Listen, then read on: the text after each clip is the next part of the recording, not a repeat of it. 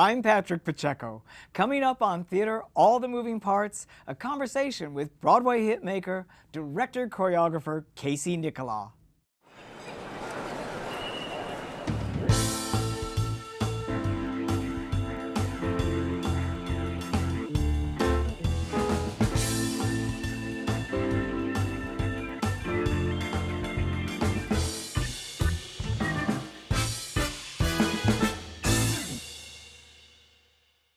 Hello, and welcome to this episode of Theater, All the Moving Parts.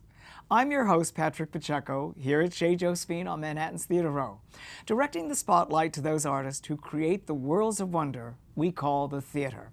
Today's guest is Tony-winning director-choreographer Casey Nicholaw, who has earned the right to be placed among the ranks of Michael Bennett, Gower Champion, and Tommy Tune, with such hit shows as The Book of Mormon, Something Rotten, Mean Girls, Aladdin, and now, the Prom. Welcome, Casey, Thank to you. All the Glad to Moving be here. Parts, and congratulations, 4 shows, running on Broadway. Thank you so much. Great. You were, before you ever became a director-choreographer, you had been in 8 shows on Broadway. Correct. Prior to that. Yes. Were you, during your performances as a ensemble member and as a dancer, were you taking notes thinking, one of these days? Yeah, I actually was. I mean, I don't think I had it fully formed yet, but when I was non-equity, I'd choreograph shows, so I knew it was something I wanted to do, and I felt like being all of those 7 of those 8 shows were original. So I got to be there from the ground up and watch it all get put together and sit there and tech and watch it with the changes they were making and that kind of thing. So I think that was like the best master class I could have had. It was watching everybody put these original shows together. You were working with people like Tommy Tune, Susan Stroman, Right. Rob and Kathleen Marshall. Right. What did you learn from them?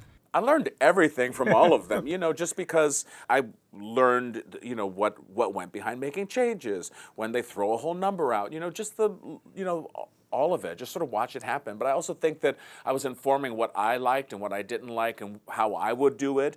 Probably even sort of created my own style a little bit by watching everybody, One of the things that Mary Antonini, an ensemble member in the Prom, says about you is that you treat dancers as equals.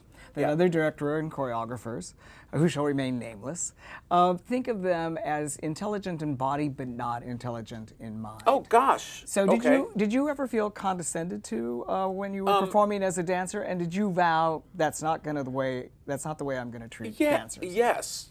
Of course, I mean, there's some people that treat you with absolute respect, and there's some people that don't. And also, there's a time in the 70s and 80s where people thought you have to have tough love in order to have the dancer mentality. But I think that's changed. That was never my way, and I was never that kind of a dancer anyway. I mean, I was, but I still was a character guy, and I was still the one who was in all the dance numbers, but maybe not always center, and maybe like we let Cynthia and Ruby and Vince Pesh do their thing, and then I came on in a toupee from the side,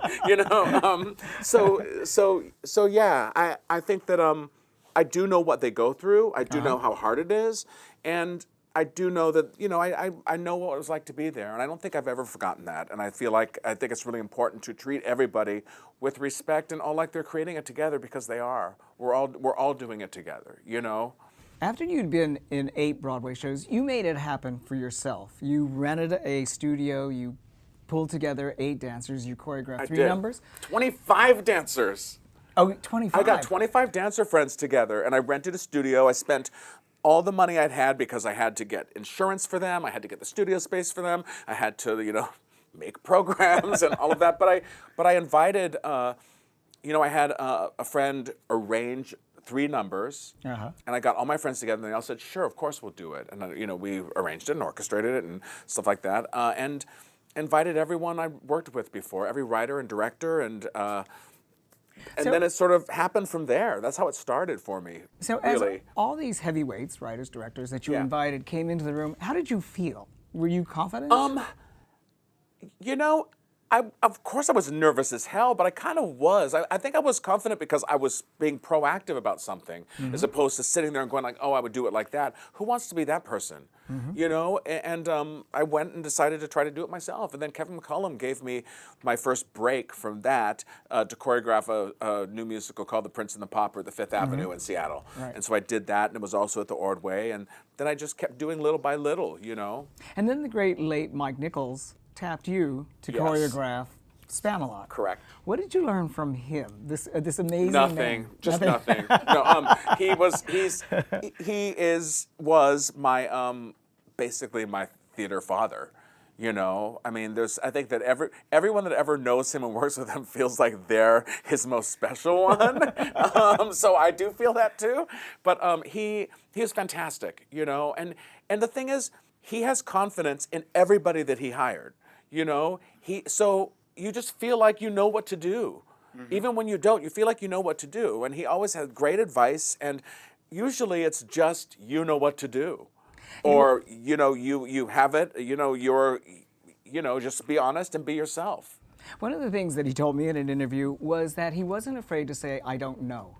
If actors come up to me and say, and figure this out, I don't know. But we'll figure it out together. But exactly, but that's part of the process. You can't know all the answers when you start. Nobody knows the answers when you start. You know, we also know that like doing a new musical takes 5 years, or at least, you know, and you know, so everyone wants to know right away. And I was just saying to someone recently, it's like, you know what, it's not opening night. We're just going to do a reading, you know, around a table casually. This is just one stepping stone to get us there. And that's what it is. You just have to know that it's going to get there. Uh-huh. And you have to keep working for it, but you won't have all the answers. And what you start working on will lead you to the answers. And it's almost worse to have them right away, because there's always that thing when you're later in rehearsals where you go like, why isn't that working? That was the one thing we all knew was going to work. And it's because all the things you did later, you knew more. And you didn't leave the door open for spontaneity or something to come in to resolve that. I mean, I'm very prepared, but I'm also ready to throw absolutely anything out if it's not telling the story or working. One of the things that is true about a Casey Nicholaw musical is that there's a seemingly effortless buoyancy to them and a wit. That's what I try to do. Thank you. Is that what you're looking for when you consider a project? Absolutely. That buoyancy? Absolutely. I mean, that's my energy, and I think people perform at their best when we get to do that and have a good time doing it. But also, I think effortless comes from telling the story well, you know, because you don't see it. You're not showing off. You're doing what is needed for the piece, and that to me is like the biggest compliment you can get. You know, it's a little frustrating sometimes because you're going like, you know, hey, I did work on it. You know what I mean? Uh-huh. But I think that you have to tell the story, and sometimes, hopefully, it is seamless. And especially being a director choreographer, it is seamless where the direction ends and the choreography starts, or the musical numbers start. And you know, there's a big craft to building them and making sure they get you to the right place without stopping to just dance, or you know, that kind of thing. Does that buoyancy, that sense of buoyancy that infects all your shows, come from when you were 8 or 12 or 13 dancing the Indian in Annie Get Your Gun, or having your parents drive you to the art houses to see these MGM musicals? Oh my God, they totally did. The buoyancy comes from my love of the craft. It really does. I love musical theater. I do. I love the form of it. I love how it, you know, it's joyful, you know, that there's nothing left to do except sing, you know, and I love that, because it's my favorite thing about musical theater when it's good is that it's truthful and heightened. You know, you get to take it to another place, but it still has to always be based in truth. You have said that you felt an outsider when you were in junior high and in high school in San Diego. Oh, totally. Because, you know, it was all about sports, and it was all about, you know, all the stuff I'm not good at. And I never felt like I fit in. And did you fit in once you started in musical theater? I did. And you were 15. I did. I had a friend say, "Hey, I've been going to this place called Junior Theater. I think you would really like it." And then I auditioned for Annie Get Your Gun and became a dancing Indian, and it was not pretty. But I just fell in love with it, you know. And so for the next 4 years, from like 8th grade till like 11th or 12th, I just every day after school would go there and we'd rehearse our shows, or I'd work the spotlights for the other show, because you weren't allowed to be in 2 shows in a row. You had to do tech for one, so everyone would sort of plan which ones they're going to audition for and stuff. And it was so fantastic to have that place to go to. And we took dance class and voice lessons and acting class every Saturday, sometimes on Sunday, but it was awesome. And you were constantly learning every aspect of the business, lighting and set design and everything else that you then. I mean, I didn't want to ever do lighting. I was just like, oh God, I have to do tech on this one.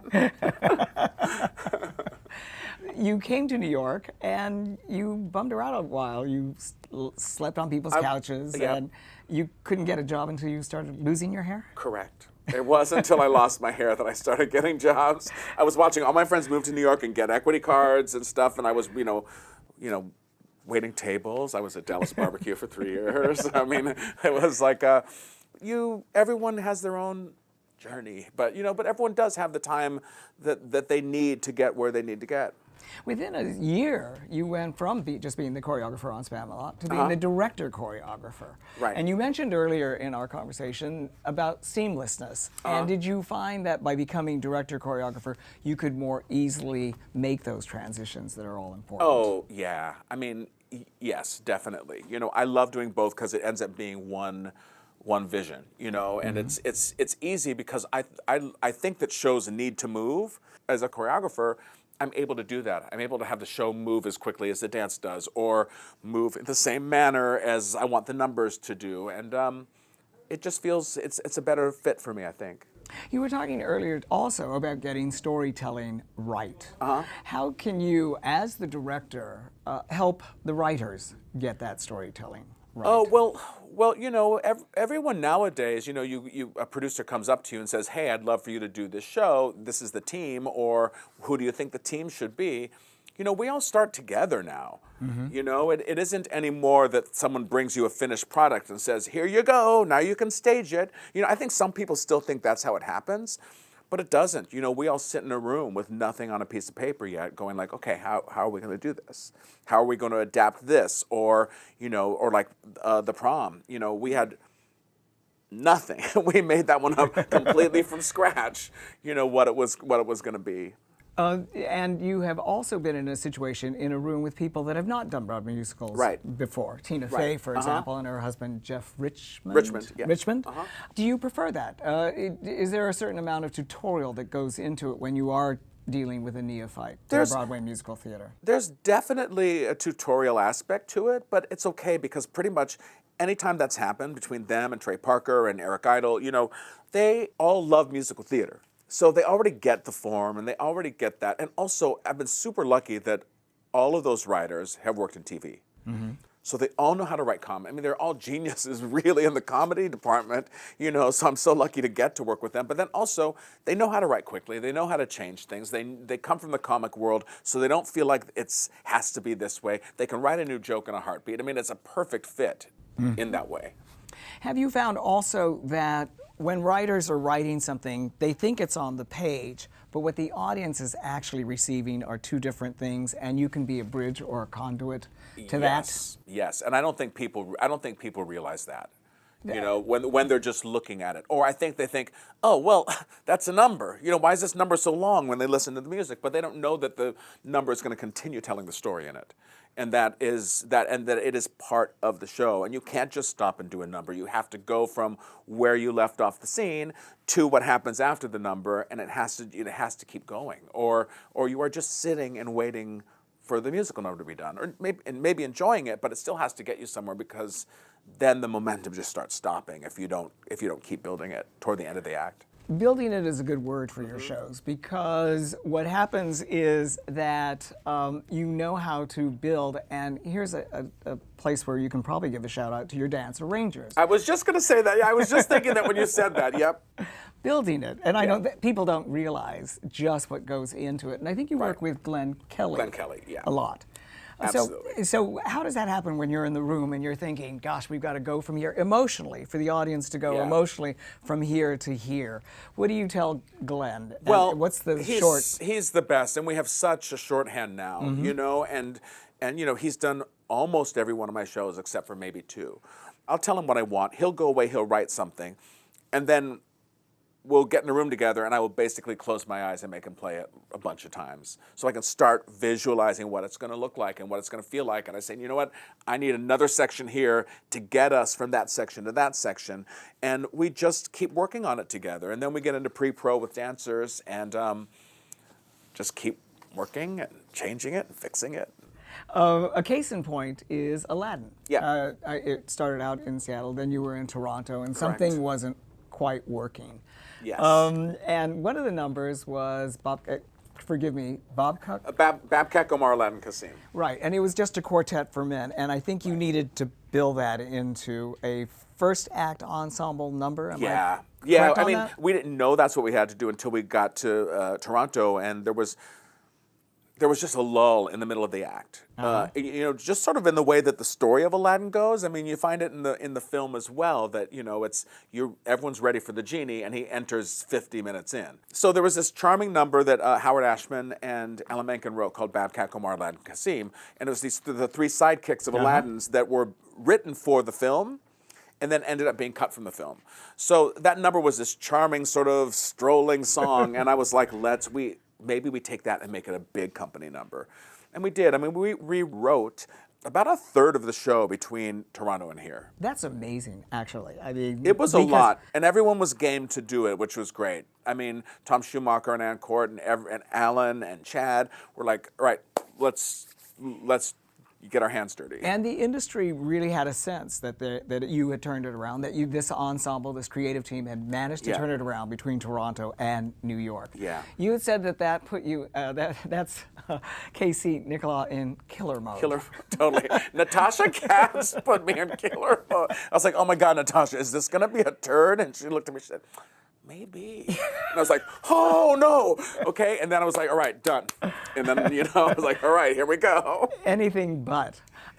Anything but. It was fun. And, that experience has been fantastic. It really has. We're going into the 5th year, or it's like the 5-year anniversary.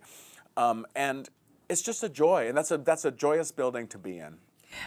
Killer mode. When you go into killer mode, when things are not working out of town, and there's that famous Larry Gelbart sign that if Hitler is still alive, he should be out of town with a show that's so in trouble, right? Yeah. What did you find you needed to be? Cool? You needed to be a cool head? No, I needed to be tunnel visioned. You know what I mean? Can you explain that? I just needed to, because everyone will have opinions, and everybody will tell you all of their opinions, and a lot of it is helpful, and I let the ones that are helpful sink in, and I just have to go like, nope. Everyone just let me, and I told them, I said, you have to give me a week to just do this with no extra noise, and they were like, all right, wow, here you go, and I would keep them, aware of the progress in my head, because that's a lot of pieces. There's so many moving parts when you're directing a musical, and if I was going to cut numbers from people, I just wanted to be respectful of the people whose numbers were going to be cut. And then I was going to give it to someone else, so I had tell them in private, and so there's just a lot of stuff. And having everyone, you have to involve everyone because there's a lot of things that have to get done. But it's a very, you sort of have to do it in all the right stages. So it's a lot of pieces to figure out logistically as well as creatively. And that sensitivity goes back to the fact that you were part of an ensemble once, and that you wanted to bring everybody in. And I think that certainly worked in terms of Aladdin. Another thing that comes up with your shows is the question of taste, and how one judges that. One thing that I thought was miraculous about Book of Mormon was the general, who has a certain last name, comes in and executes a villager. And suddenly there's blood, and the audience kind of goes, whoa. Right. How did you recover from that? When the audience is going to go, whoa, we're in a different place now. How do you get them back into that musical comedy mode? Then you have, Nabalungi sing a beautiful, beautiful song that also has good comedy in it, about wanting to be somewhere else and wanting to go to this other place. So you get to actually see the horrors instead of just hear about them comically, and then you get to have her sing with her heart. And I think that has a lot to do with how you get out of it. Was there and also, his last name is pretty darn funny, which actually, he didn't have that last name until probably 3 days before previews, or no, 3 days before opening. It was maybe in the middle of previews that we changed his name. How did that happen? Trey just was one day going, he can't be called that anymore, he has to be called this. And when you heard that, did you go, whoa? No, I was like, yeah! No, seriously, I mean, that's what they're known for, pushing the envelope. So people want it and they expect it.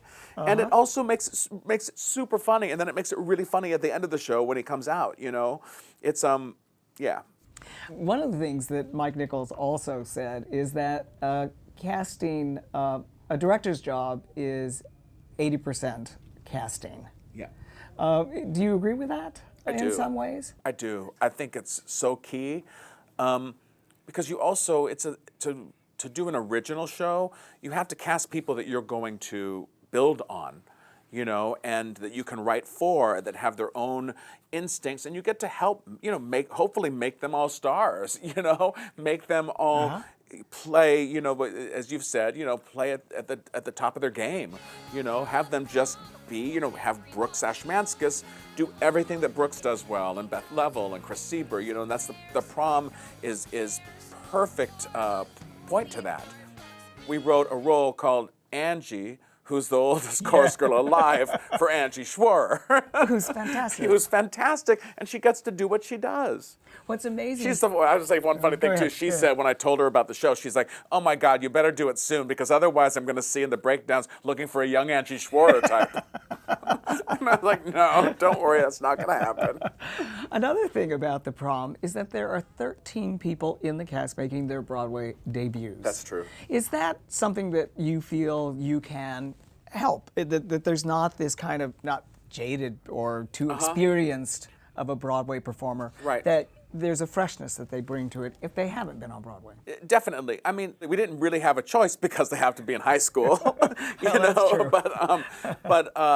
But this group, they're fantastic. They have worked their butts off, and a lot of them are not that experienced. And they're so good. One of the guys in the ensemble had never done a show and never really sung. And he was, I saw him in the elevator, and I was saying, how did you, what else are you doing? He's like, oh, I'm going to school for business right now. I'm like, well, what? How does that happen? And he says, well, I didn't have money, and I was looking for a free dance class, so I thought I could get it by coming to this audition. And then we cast him. That's and he didn't expect it at all. He thought he was just going to get a dance class. You must love that. I do love that, and he's a great kid, too. It's like, that's really cool. Orson Welles defined the job of director as, a director is someone who presides over accidents. And I suppose the question is, if you agree with that to some extent, how do you provide an atmosphere or a context in which the best accidents are likely to occur? I don't think you can ever know what accidents are going to bring. It could be a bad accident that leads to something good. You know what I mean? You just never know. I mean, I think it's happy when something all of a sudden you go like, oh my God, how did that end up happening? This is great. And then all of a sudden your show clicks, or you cast someone because 3 other people that you wanted turned it down, and that ended up being the best gift you could have gotten.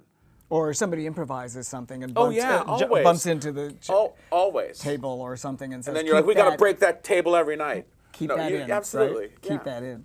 Another thing that is very attractive and very appealing about your shows is that there is a witty dance to it, that there is something funny about your dances. Thank you. How does the wit come into it? How does humor come into dance? It depends. Like when I choreographed Spamalot, I just kept thinking, it has to be like you're changing the channel, because the comedy always changes gears. So the dance has to do the same thing. So you have to think about comedic sections. But I do it, I think, because it fits the show. There's some shows it doesn't have to be as funny. Like, in Aladdin, the number we were talking about, Babcock, Omar, Aladdin, Cassin, doesn't have to have comedy in it, because it is about them dancing in a marketplace, and it being infectious and them getting the whole town to do that.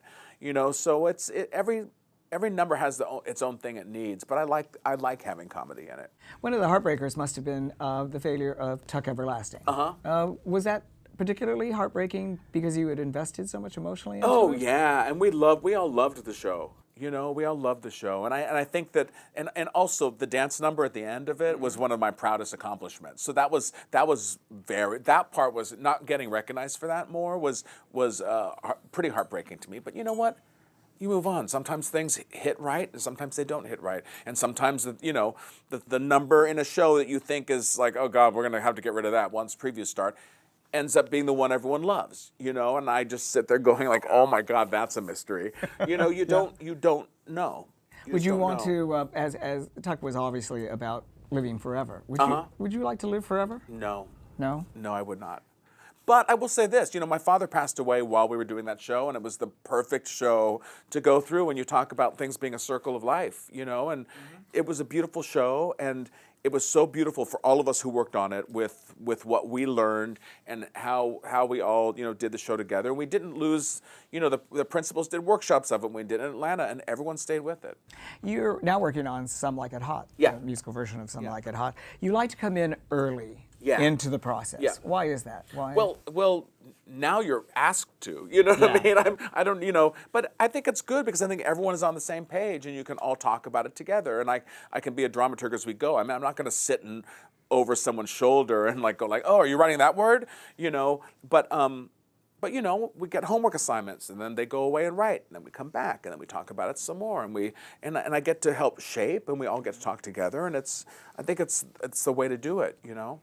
And you have, we were talking about the fact that you were going to get a tattoo at one point. Oh my gosh! Yes. You want to tell us what the design of the tattoo? Oh no, I had a tattoo of a tree that I wanted, just a kind of tree of life. It sounds, you know, a little trite to say it, but it was something that meant a lot to me. And I was going to do that, but that was you know, after a relationship and before another relationship, and I decided not to. And that tree of life just keeps continuing for you over and over again. Thank you, Casey. And thank you for joining us. We'll be back next month with another look at the brave, bold, and singular artists who live and work only to astonish us.